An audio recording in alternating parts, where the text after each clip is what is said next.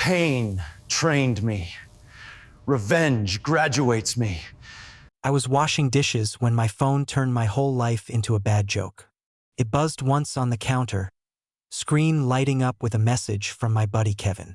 No text, no explanation, just a single photo. At first I thought it was a mistake. Wrong chat, random meme, whatever.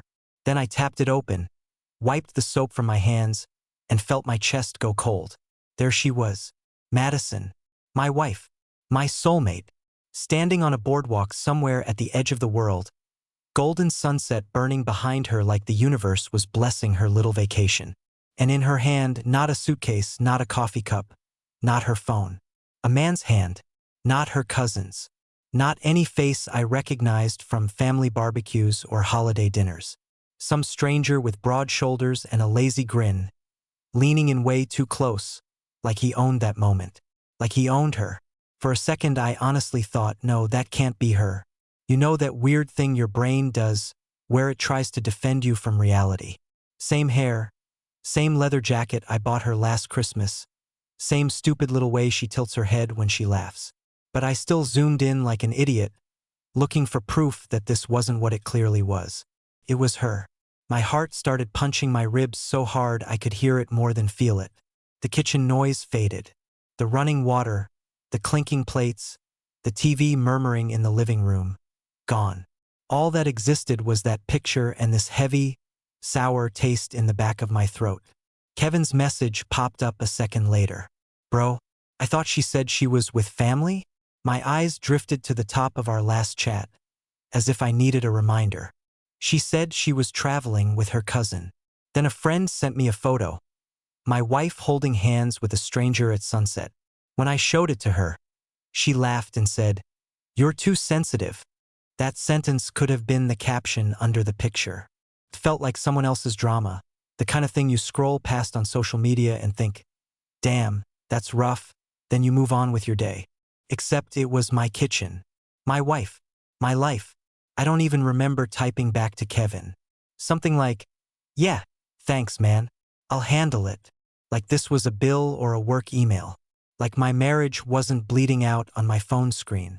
Madison had left that morning with a fake smile and a real suitcase. She'd kissed my cheek, not my lips, like I was her brother, not her husband. Don't wait up, she'd said, grabbing her keys. You know what my cousin's like. We'll probably be out late. I believed her. Of course I did. Because that's what you do when you're married. You believe. You fill the gaps with trust, like cement between bricks. You tell yourself that weird feeling in your gut is just stress from work, not your instincts screaming. Now that gut feeling was laughing in my face. I stared at the photo until the details started burning into my brain. Their fingers intertwined. The way she was leaning into him, her body angled, like she'd found the exact spot where she fit under his arm. The glow on her face. Not just from the sunset, but that relaxed, melted look she hadn't had around me in months. I checked the timestamp. 20 minutes ago. So somewhere out there, while I scrubbed dried pasta off plates, my wife was strolling into the sunset with her cousin. I put the phone down, but it didn't help. The image was still behind my eyes, looping. Her hand, his hand, her smile, that leash of invisible betrayal tightening around my throat. I walked around the kitchen like a ghost, opening cabinets, closing them, just to move. My mind was playing back the last few weeks on fast forward. New lingerie she bought for herself, sudden gym membership, late-night work calls. Her screen flipping upside down every time I sat too close on the couch. I'd noticed all of it. I just decided not to connect the dots. Coward. The front door opened around 10 p.m., the lock clicking loud as a gunshot. I didn't rush to greet her. I just stood in the doorway between the kitchen and the living room, phone still in my hand, heart still pounding like it wanted to get out of my chest before the explosion. Ethan? Her voice floated in, fake light, like she was breezing back from a normal day. Hey, babe, I'm home. I watched her roll her suitcase inside, her hair a little messy from the wind, cheeks flushed, smelling like some expensive perfume she never wore for me anymore. She looked happy, loose, like she'd dropped all her worries on some other man's pillow and left them there. Trip with your cousin go okay? I asked, my voice so calm it scared me. She froze for half a second, just half, then turned toward me with that pretty, practiced smile. Yeah, why? You look weird. What's wrong with you? There it was. That sharp edge. Madison never asked what was wrong. Not really. She asked what was wrong with me. Problem wasn't the situation. Problem was always me being too serious, too quiet, too jealous, too something. I lifted the phone. You tell me, I said. Anything you want to explain before I hit play on the slideshow? Her eyes flicked to the screen. For the tiniest moment, I saw something real crack through. Panic, shock, a flash of oh crap. Then it vanished so fast I almost believed I'd imagined it. She stepped closer, heels tapping on the floor, that same little smile curling her lips like this was nothing. I turned the phone so she could see. The sunset, the boardwalk, her hand in his, her shoulders tensed, just barely. Then she did something I will never forget for the rest of my life. She laughed. Not a nervous giggle, not an embarrassed little cough. She laughed like I'd just shown her a stupid meme. Full careless, almost bored. Seriously, Ethan? She said, shaking her head. You're too sensitive. The words hit harder than the photo. Too sensitive. Like I'd overreacted to a spider or a loud noise. Like my marriage wasn't currently being dragged face first through broken glass. She breezed past me, dropped her bag by the wall, and kicked off her shoes like nothing had happened. That was the moment something in me quietly snapped. Not loud, not dramatic. No screaming, no sroundiscis. Just this clean, icy click somewhere deep in my chest. A lock turning. A door closing behind a version of me who still believed her. Still tried to rationalize. Still made excuses for a woman who held another man's hand at sunset and told me I was the problem. I didn't know it yet, but that laugh, that one careless, cruel little sound, was the start of the end. And the beginning of something else entirely. If that laugh was a slap, the days after felt like she kept slapping the same spot just to see when it would bruise. Madison moved around the apartment like nothing happened. No apology, no explanation. Not even a half-baked lie to pretend she respected me enough to bother. She just doubled down on the attitude. Stop staring at me like that, Ethan, she'd say, rolling her eyes. You're making everything weird. Everything was already weird. The night after she came back, I barely slept. I lay there beside her while she scrolled her phone under the covers. Screen turned away from me like always. Her breathing was calm. Mine wasn't. Every little notification ping felt like a nail being tapped into my skull. Around 2 a.m., when she finally turned over and started snoring softly, my brain started whispering things I didn't want to hear. Check her phone. I'd never done it before. I always thought couples who dug through each other's messages were already halfway broken. But now I was standing on the ruins pretending I still had walls. So I gave in. Her main phone was tucked under her pillow just like always, but I knew the passcode. I'd watched her type it in 1,000 times without ever caring. Not tonight. I slid it out carefully, heart pounding so loud I was sure it would wake her. She shifted, muttered something, then settled again. I held my breath, waited, then unlocked the screen. Messages. Socials. The usual disaster zone. I didn't even know where to start. My thumb hovered over her chats until I saw one thread pinned at the top with a name I didn't recognize. Logan. No last name. Just that. Something about it felt wrong immediately. Not family, not work, not one of her girlfriends. Just Logan. I opened the chat. The first thing I saw was a photo. Not the sunset one, another one. Taken in some hotel room with soft lamps and a city view through the window. Madison in the reflection of a mirror, wearing one of those dresses she told me she didn't feel like wearing with me anymore. She was leaning back against some guy's chest, his arms wrapped around her waist. Only the bottom half of his face was visible, but it was enough. The smile was the same as the sunset photo. My stomach twisted. I scrolled up, and that's when the words started hitting harder than the pictures. Logan. Wish you were still in my bed. Madison. Trust me, I do too. Cousin trips are so boring. Logan. Your husband bought the story? Madison, please. He buys everything. He's too soft to suspect anything. Face with tears of joy. Too soft. Funny. A few hours earlier, she'd called me too sensitive. I guess my weakness was a flexible concept, depending on which man she was texting. I kept scrolling, each line slicing a new cut. Madison. He actually cooked dinner for me before I left. I almost laughed in his face. Logan, you're cruel. Madison, you like it. Logan, I like knowing you're mine when he thinks you're his. Madison, he's just safe. You're real. There was more. Way more. Plans. Secrets. Cousin trips that had nothing to do with family. Screenshots of my own messages where I'd asked if she'd gotten there safely. Her replies to him right after. Madison, look at this. He's adorable. Like a little lost puppy. Logan, don't make him cry too hard. He might actually break. Madison, if he breaks, he breaks.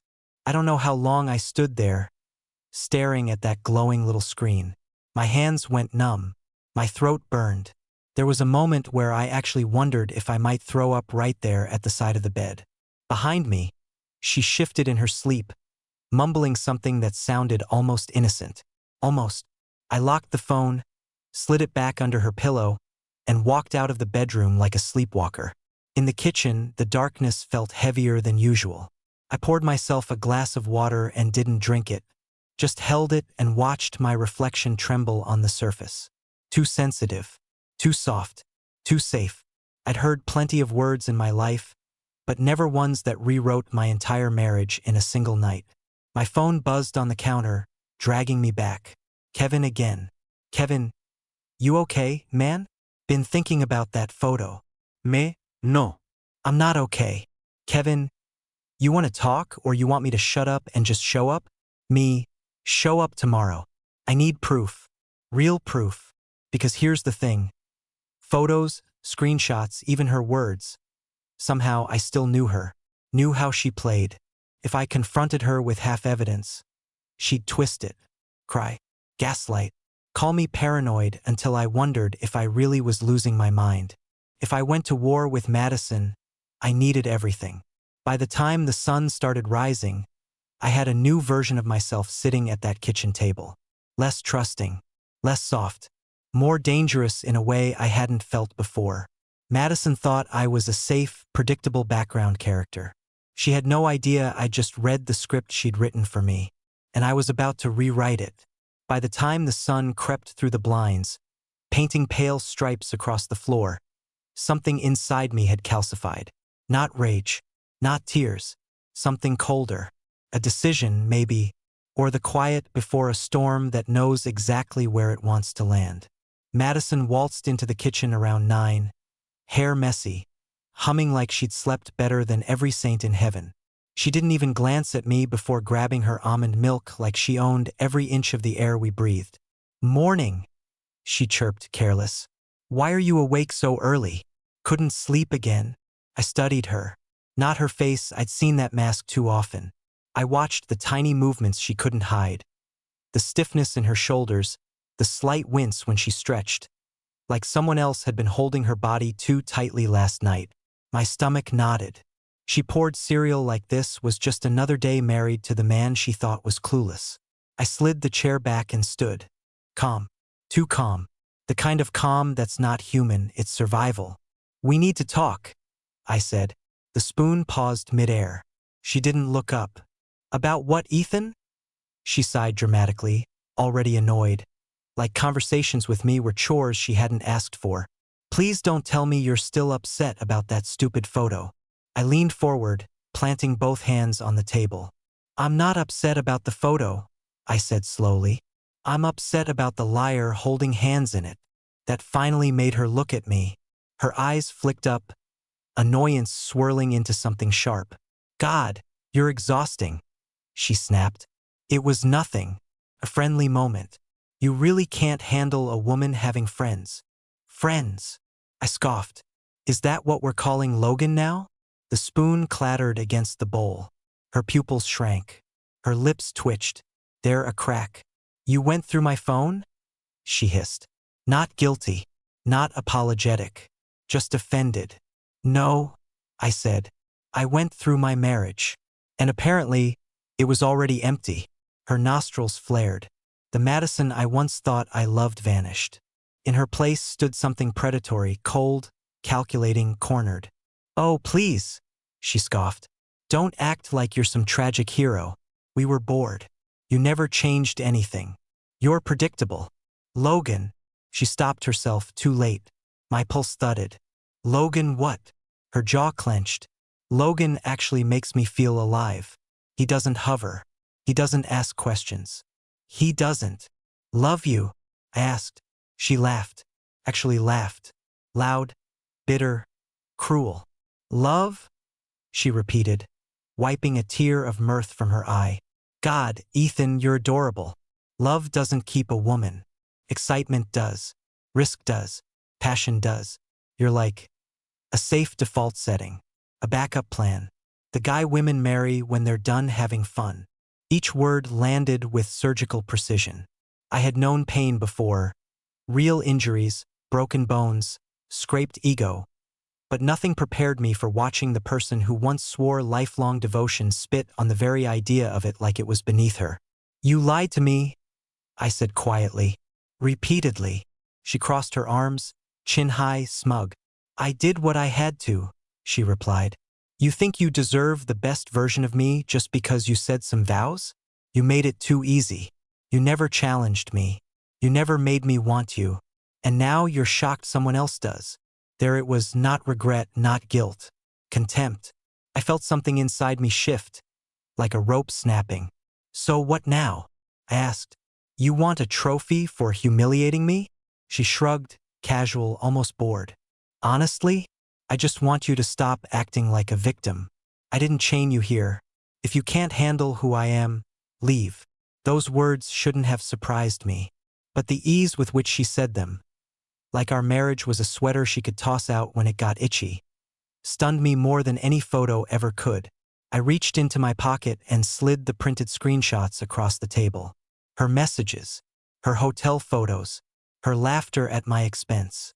She didn't even flinch. Instead, she smiled. You really printed them? She cooed. That is so sad. Do you want applause? Should I cry? Should I beg? Is that what you thought would happen? Her voice was silk laced with poison. No, I replied. I just needed to see who you really are. Madison leaned back, stretching like a cat. Well, she purred. Now you know. And if you think Logan is the worst of it. She paused, lips curling into a smirk so venomous my skin chilled. You really haven't seen anything yet. There was no hesitation, no shame, no fear, just a promise. A threat wrapped in honey. My betrayal wasn't the end. It was only chapter 1. And she was already writing the next part without me. But I wasn't done either. Not even close. If you've never sat across from someone who just confessed your entire life was their boredom project, let me tell you, silence can be louder than screaming. Madison finished her cereal. That's what haunts me sometimes.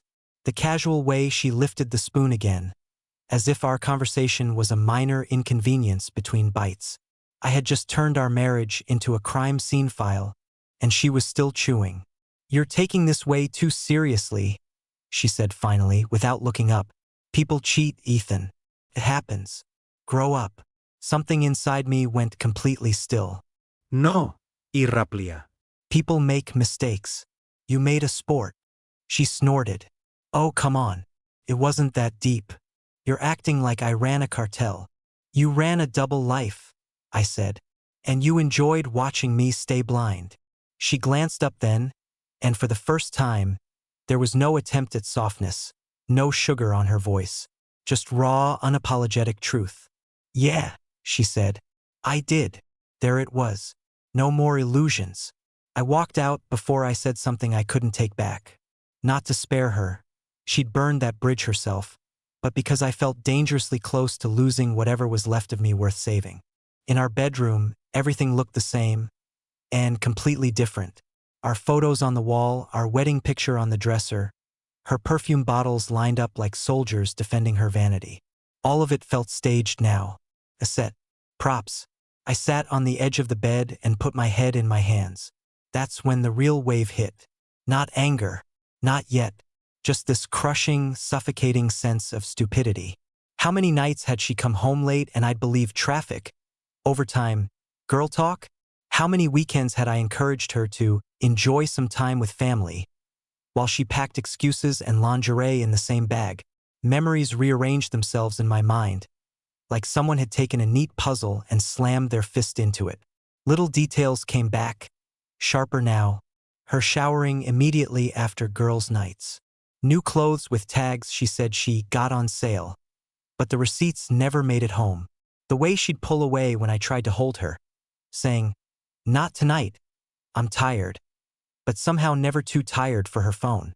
I had swallowed every single lie like it was medicine, and she'd called me too sensitive. My phone buzzed again. Kevin. Kevin, you still want me to come by?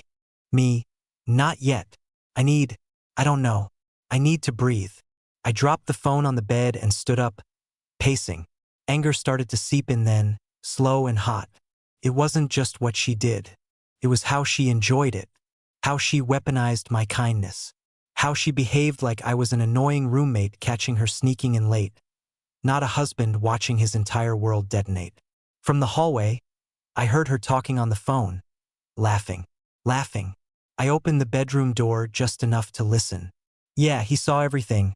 She was saying, voice low but not low enough. Of course he freaked out. You know how he is, dramatic when he actually grows a spine. Pause. A light chuckle. No, I'm not scared. What's he gonna do? Cry? Print more screenshots? He won't leave. He's too used to me. I give it a week and he'll apologize for overreacting. It was like listening to my own obituary being written in real time. That did it. I stepped out, and she was leaning against the counter, phone pressed to her ear, completely at ease. She didn't even flinch when she saw me, just raised an eyebrow and turned away slightly, as if I was background noise. Yeah, she said into the phone, eyes on mine. I'll call you later. He's staring again. She hung up and tossed the phone onto the counter. Eavesdropping now? She asked. That's a good look on you. You really think I won't leave? I said. It wasn't a question. She shrugged. You won't. You're comfortable. You don't do drastic. You do dishes, bills, and quiet disappointment. Logan told me you'd fold.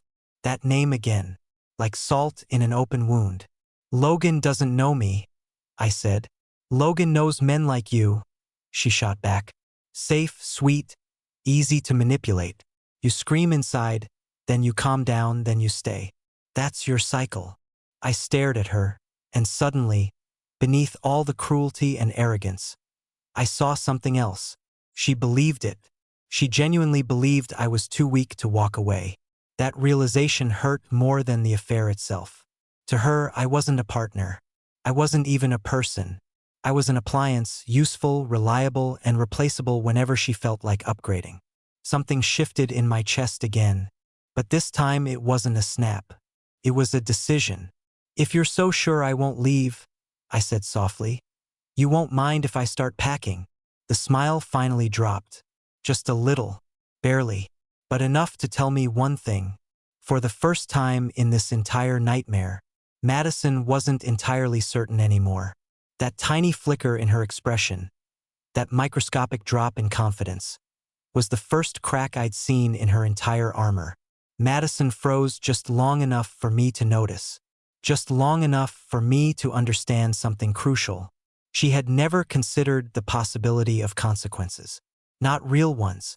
To her, betrayal was a game, a hobby she upgraded to a lifestyle. She collected thrills, secrecy, and validation the way some people collect stamps. The idea of me leaving wasn't tragic. It was laughable. Until now. What are you talking about? She said, voice lighter than her eyes. Her tone tried to remain casual, but the pitch rose by a degree. Madison never let her voice rise unless she was losing control. I'm doing exactly what you said, I replied, stepping closer.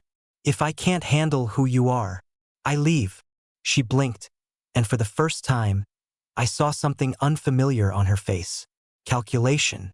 Not the usual smugness. Not the dismissive smirk. Just pure, rapid assessment. She was running equations in her head, not about love, not about pain, but about logistics. Her comfort. Her advantages. Her next move.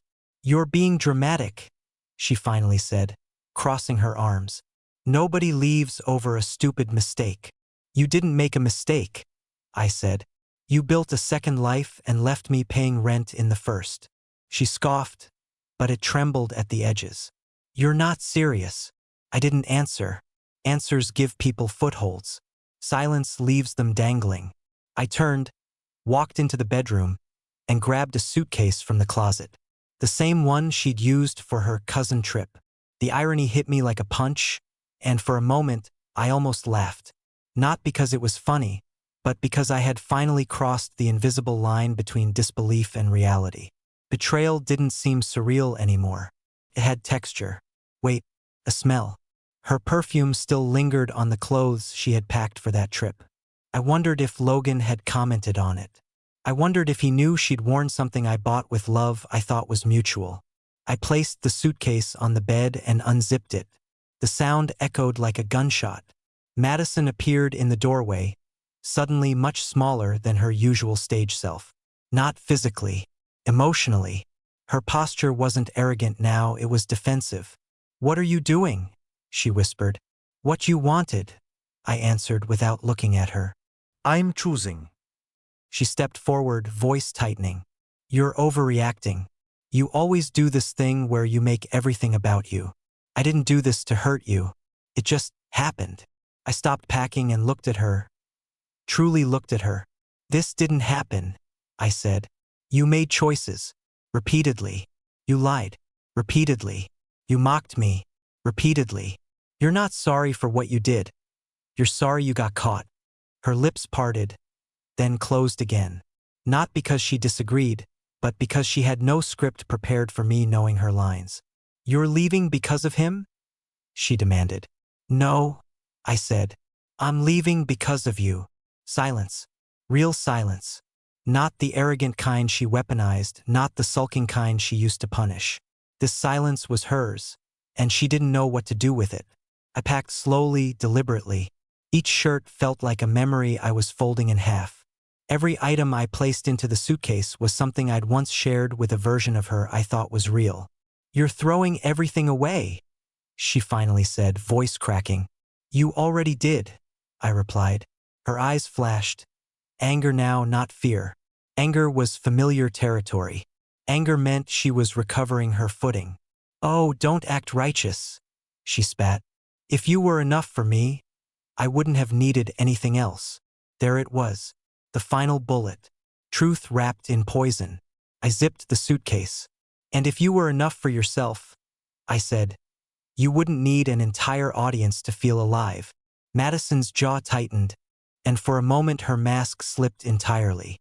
Behind it was someone insecure, terrified of boredom, addicted to validation because she mistook attention for worth. But that wasn't my problem anymore. I lifted the suitcase from the bed. Felt lighter than I expected. Maybe because I knew I was finally walking away from the version of myself who thought loyalty guaranteed loyalty. As I walked past her, she grabbed my arm. "You'll regret this," she hissed. "Nobody will love you like I did." I looked into her eyes, those eyes I once swore vows to, and felt absolutely nothing. "That," I said, "is exactly what I'm counting on." I pulled free, walked down the hall, and opened the front door. No dramatic exit. No slamming. Just a quiet, definitive click as it shut behind me. Outside, the world felt different. Colder, maybe, but real. I took a breath that didn't taste like lies. And for the first time since this nightmare started, I wasn't the one being left behind. Leaving wasn't the hard part. Realizing I had no idea who I had loved. That was the part that scraped bone. I sat in my car for what felt like hours, engine off, suitcase in the back seat, hands gripping the steering wheel like it was the only thing keeping me anchored to the world. My phone buzzed nonstop. Messages from Kevin, missed calls from Madison, alerts from a life still technically mine. I didn't answer any of them. My heart wasn't broken, that would have been easier. Broken things can heal. What I felt was something else. Something uglier. I had been rewritten without consent. Everything I believed about myself, husband, provider, partner, suddenly felt like a role I hadn't realized was assigned to me by a woman who never saw me as anything but a placeholder between dopamine hits. My mind replayed her words like a cursed song. You're safe. You're predictable. You won't leave. You're not enough. It was shocking how quickly a human being can turn into a parasite once you see their true face. My phone finally stopped buzzing long enough for a message to come through. Kevin, I'm outside your apartment. You want me to come up? I hesitated. My instinct said no. For years, Madison had trained me to handle everything privately. She'd weaponized embarrassment, always reminding me how pathetic it looked when men aired their dirty laundry. But then I remembered something. People who benefit from your silence are the only ones who demand it. So I texted, meet me at the lot. He pulled up 5 minutes later in his beat-up Ford, engine coughing like it smoked cheap cigarettes. He stepped out, saw the suitcase, and didn't ask a single stupid question. That's how you know someone's a real friend. They wait until you can breathe before they ask why you can't. We sat on the hood of his car, cold metal beneath us, the night sky hanging like a bruise overhead. I told him everything. Not dramatically, not tearfully, just flat like reading an autopsy report. He didn't interrupt. When I finished, he let out a low whistle. That woman, he said finally, choosing his words carefully, is not broken. She's engineered. I frowned. What does that even mean? He leaned forward, elbows on his knees. There are people who make mistakes, he said, and there are people who make patterns. Madison doesn't cheat because she's unhappy. She cheats because she can't exist without someone else's attention. You were never her husband. You were her alibi. I stared at him, stunned not because he was wrong, but because he put into words a truth my mind kept circling without landing on. She told me I'd regret leaving, I muttered. Kevin scoffed. Of course she did. She knows what she lost. You don't. That hit me harder than anything Madison had said. What did she lose? He looked me dead in the eyes. A man who didn't treat her like a thrill, a distraction, a toy. Most people never get someone who actually shows up. She did. And she lit it on fire for something shiny. I didn't cry. I wanted to. But tears felt too small for the level of betrayal I'd been playing host to. Instead, a different emotion took root. Something sharp, something awake. For the first time since discovering the affair, I wasn't seeing myself as the man Madison discarded. I was seeing her as the woman who couldn't keep me. We sat in silence for a while. Crickets buzzed. Cars passed. My phone vibrated again. Madison's name lit up the screen. This time she wasn't calling. One new message. Madison, you can't just leave. We need to talk like adults. Like adults. This, from the woman who staged an entire life behind my back and laughed when the curtain fell. Kevin snatched the phone, read the text, and let out a laugh that wasn't amused, it was disbelieving. She's not done, he said. People like her don't end chapters. They keep reruns. He tossed the phone back. She thinks you're still an option. The words sank into me slowly. Madison wasn't sad I left. Madison was shocked I could. There's a special kind of power in walking away from someone who thought you were anchored to them forever. Power I wasn't used to, but one I could get comfortable with. I leaned back, looked at the night sky, and let a thought settle in. A thought cleaner than rage, clearer than sadness. I didn't lose anything. I escaped. We sat there until the heater in Kevin's car finally died and the frost became unbearable. He offered his couch. I accepted. When I lay down that night, alone but not abandoned, something strange happened. I slept. Deeply. Peacefully. No dreams. No lies. Just silence. Not the silence of being ignored. The silence of being free. Freedom tastes strange at first. It doesn't arrive like a celebration. It doesn't even feel good right away. It's more like stepping off a cliff and realizing you're not falling. Just floating in a world that suddenly has no walls. Kevin's couch was lumpy. The blanket smelled like laundry detergent and old movies. But I woke up lighter than I had felt in months. I stretched, sat up, and for a moment forgot where I was. Then it hit me. I wasn't in my home. Correction. I wasn't in her home anymore. The apartment I left behind wasn't a shared space. It was a stage where she rehearsed lies and performed affection only when it benefited her. Here, on this couch, surrounded by mismatched furniture and a dusty TV remote, I had something rarer than love. Truth. Kevin shuffled into the living room half asleep, hair sticking up like a science experiment gone wrong. He handed me a mug of black coffee without saying a word. "How do you feel?" he finally asked. I took a slow sip. It burned a little in a good way. "Empty," I said, "but not hollow. More like cleared." He nodded. "Good. Pain leaves space. Space becomes direction." Kevin was many things, a terrible cook, a man whose socks never matched. But he understood people like a surgeon understands veins. He didn't offer cliches or sympathy I didn't ask for. Instead, he tossed me my phone. "You need to check that," he said. "It's been buzzing since you woke up. Ignoring her is one thing. Ignoring reality is another." I unlocked the screen. 23 messages, 11 missed calls, and 1 voicemail, all from Madison. For someone so sure I wouldn't leave, she was working overtime to prove otherwise. Her texts were a timeline of unraveling. Message 1, "We need to talk." Message 4, "You're being unfair.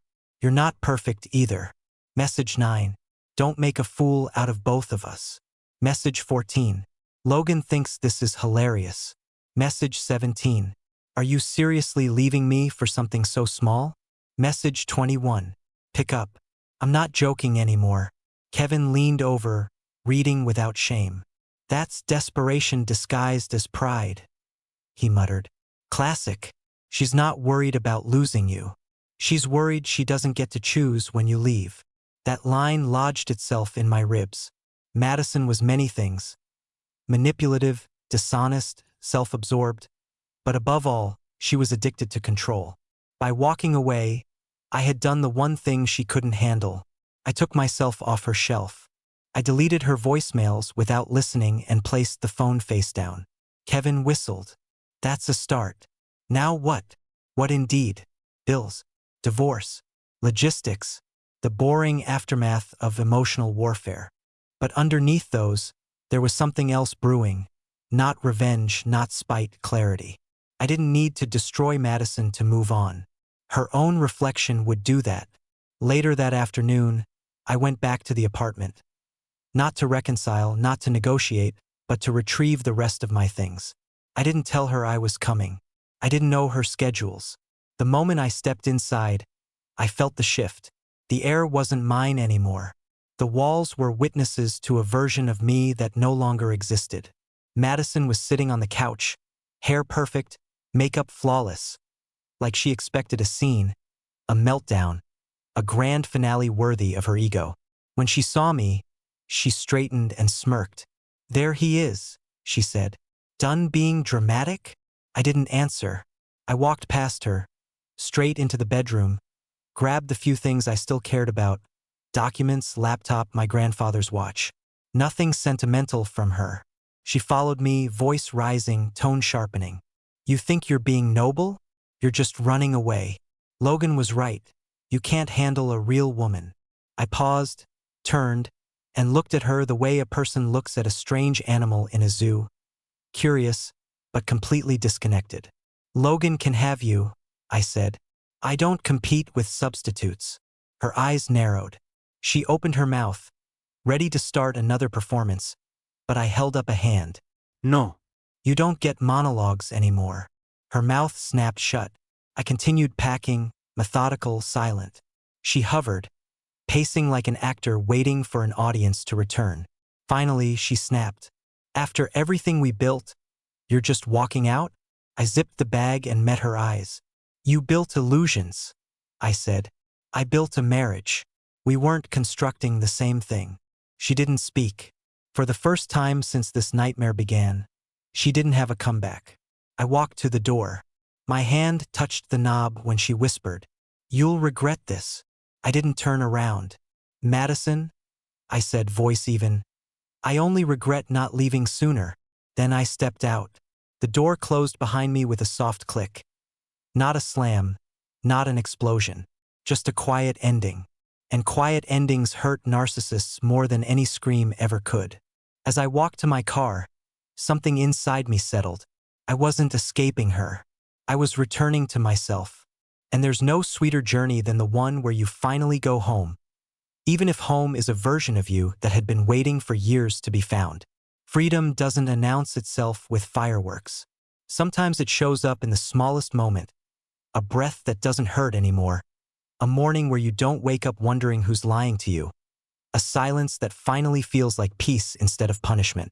A week passed, then another. Days stacked like bricks, building a life I didn't know I was allowed to want. I found a small apartment across town, cheap, quiet, mine. No echo of her voice. No scent of her perfume soaked into the walls. No emotional landmines disguised as wedding photos. Just space. Real, honest space. At first, I didn't know what to do with it. Madison had trained me into a pattern. Every part of my routine had revolved around her moods, her demands, her expectations. Without her, there was a void. A terrifying one. But voids are funny things. At the right angle, they start looking like possibilities.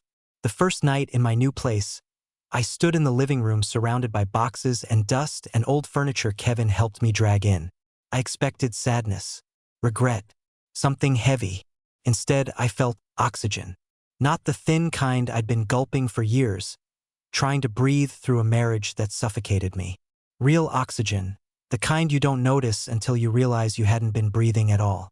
Madison continued texting for a while. Her messages morphed like the stages of a dying animal. First, authority. We need to fix this. You can't just ignore me. Then guilt. I can't believe you're throwing this away. Next, panic. People are talking. You're ruining both our images. After that, rage. You're pathetic. Logan was right. Finally, silence. That was the loudest message of all. The moment she realized she couldn't bait me anymore. I never blocked her. I didn't need to. Blocking is a reaction. Silence is a decision. One afternoon, Kevin came over with takeout and 2 beers. He looked around the apartment and grinned. "You're starting to look like a human again," he said. "What did I look like before?" He shrugged. A ghost trying to convince himself he was alive. I laughed. Genuinely, not the cracked, broken sound I'd forced during the marriage. My laugh surprised even me. We talked not about Madison, not about betrayal, but about the future. Jobs, plans, stupid ideas, bucket lists we never thought we'd tackle. Somewhere between dumplings and bad jokes, I realized something. I wasn't rebuilding from zero. I was rebuilding from truth. Madison didn't destroy me. She revealed me. She showed me every place where I had abandoned myself long before she ever did. That's the thing about betrayal nobody warns you about. It's not the other person leaving you that breaks you. It's the realization that you stayed long after your soul walked out. Weeks later, I saw a post online. Madison and Logan, smiling, posing, captioned with something painfully predictable like, "Real love is worth the risk." I didn't feel anger. I didn't feel jealousy. I felt gratitude. Because looking at that picture, I understood something vital. She hadn't upgraded. She had recycled. Logan wasn't a prize. He was a mirror, the next man who would eventually sit where I once sat, wondering when affection turned into performance, when truth evaporated into manipulation, when lies became routine. People like Madison don't change, but the people who escape them do. So here's what I learned. The part one wish someone had told me before I wasted years mistaking toxicity for passion, silence for peace, and betrayal for my own inadequacy. Love doesn't require begging. Respect doesn't require proof. And loyalty doesn't require blindness. If someone makes you feel like you need to earn their basic humanity, you're not in love, you're in captivity. I locked the screen and placed the phone face down. Not out of pain, out of closure. I walked to the window, looked at the sunset. Not the one where she held someone else's hand. Not a memory weaponized against me. Just a sky, just light, just a moment that belonged to me and no one else. For the first time in a long time, I smiled without a catch in my throat. Madison didn't break me. She released me. And if I ever love again, it won't be because I'm scared to be alone. It will be because I finally learned how to stand with myself first. The end.